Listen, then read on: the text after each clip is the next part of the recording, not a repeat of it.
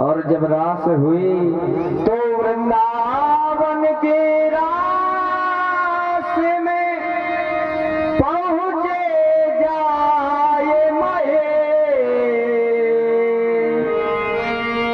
और मिले सखिया ने के झुंड में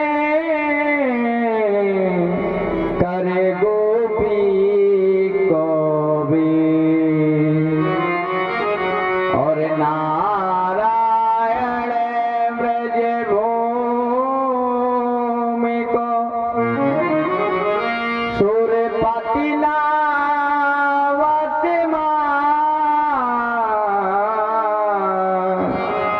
और यहाँ आए गोपी भाई श्री गोपेश्वर नाथ। जब से भगवान भोलेनाथ गोपी बनकर के उस रास में आए, यहाँ आए गोपी भये श्री गोपेश्वर नाथ। तभी से भोले बाबा का एक नाम हो गया गोपेश्वर।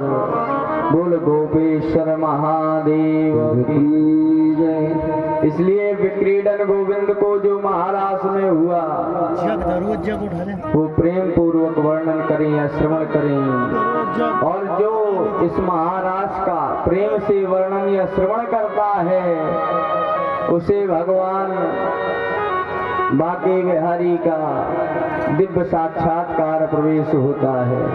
एक बार सभी ब्रजवासी गोविंद के साथ में देवी पूजा करने के लिए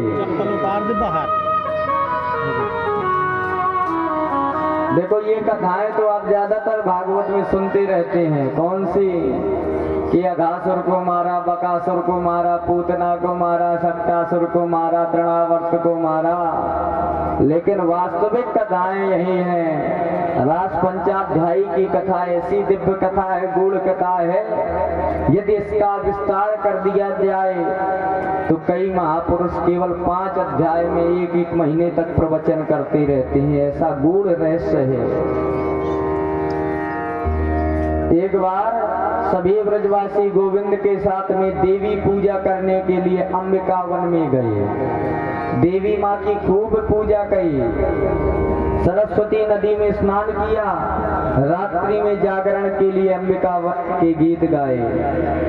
पर नंद बाबा थके हारे वृक्ष के नीचे छांव में लेट गए, सो गए। इतने में एक अजगर आया और नंद बाबा का पैर पकड़ के ले गए। बाबा जोर से चिल्लाए, बचाओ भैया। शर्पो माग्रस्ते तातो प्रपन्नम परिमोचया। बेटा कन्हैया, ये विशाल अजगर से मेरी रक्षा करो। ग्वालों ने सुना तो जलती लकड़ी के साथ मारने को तैयार हो गए। अजगर बिल्कुल नहीं हटा, उसने बाबा को नहीं छोड़ा। जब प्रभु ने दौड़ लगाई तो अजगर पर पाद प्रहार किया, अजगर का शरीर छूट गया। भगवान बोले, कौन हो भाई तुम? प्रभु ने पूछा, कौन हो? तो अहम विद्याधरा कश्चित सुदर्शन इति श्रुता श्रिया स्वरूप संपत्त्या विमाने नाच्यरा दिशः। महाराज, मैं विद्याधर नाम का विद्याधर हूँ। मेरा नाम सुदर्शन था। मैं बहुत सुंदर था, लेकिन मेरी सुंदरता मेरे लिए अभिशाप बन गई।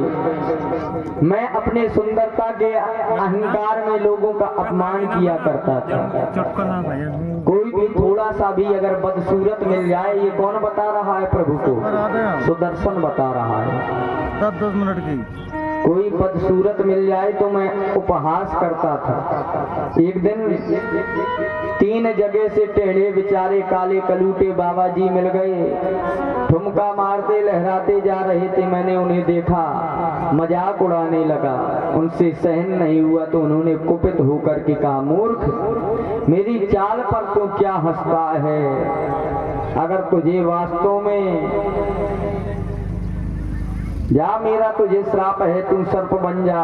और तू भी जब सर्प बन जाएगा तो मेरी तरह लहराते हुए चलेगा। गिड़गिड़ाया, रोया।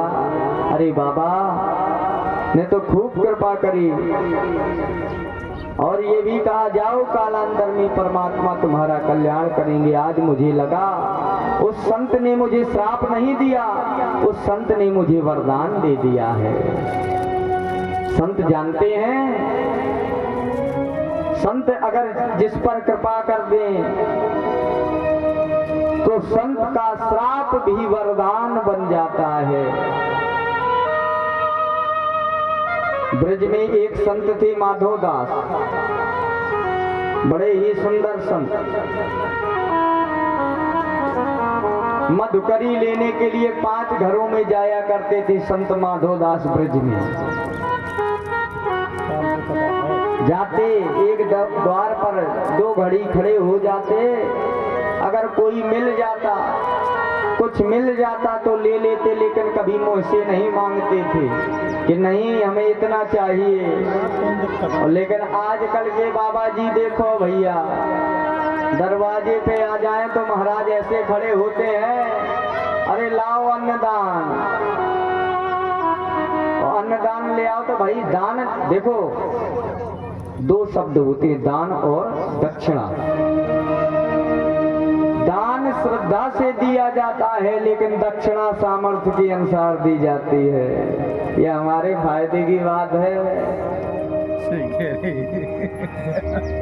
अच्छा, दान कब दिया जाता है? जैसे मान लीजिए हम कभी चलते टहलते आपके घर आ गए, आप श्रद्धा से चाहे 10 रुपए दे दो, चाहे 2 रुपए दे दो। अब पता चले हम कहें हम महाराज कथा करानी है, हम खूब गला फाड़ फाड़ के कथा कर रहे हैं। अब बाद में कहो कि महाराज हमारी इतनी श्रद्धा है, तो आग लगे ऐसी श्रद्धा पर। सीधी बात है, थोड़ा कड़क स्वभाव वाले पंडित हैं हम। भाई देखो, दान दक्षिणा में अंतर है। दान श्रद्धा का होता है, दान आप जो भी देना चाहें दे सकते हैं, लेकिन दक्षिणा श्रद्धा के हिसाब से नहीं होती है, सामर्थ्य के हिसाब से होती है। जितनी सामर्थ्य, अधिक से अधिक देना चाहिए सामर्थ्य के अनुसार। अगर भगवान ने आपको जिस लायक बनाया है उतनी दक्षिणा देनी चाहिए। अब पता चले सुबह से शाम तक आग के किनारे बैठे हैं, हम हवन करा रहे हो, तुम शाम को यजमान आए महाराज 51 ले लो, तो हम कहेंगे भैया 101 मेरी तरफ से ले जा, बाल गोपालों को खूब खिला। भाई दक्षिणा ब्राह्मण को देनी चाहिए। तो ये विषय भी नहीं है, एक हास्य के लिए थोड़ा बहुत कह दिया, हम तो कथा में जाएंगे। तो हमारा चर्चा का विषय क्या था?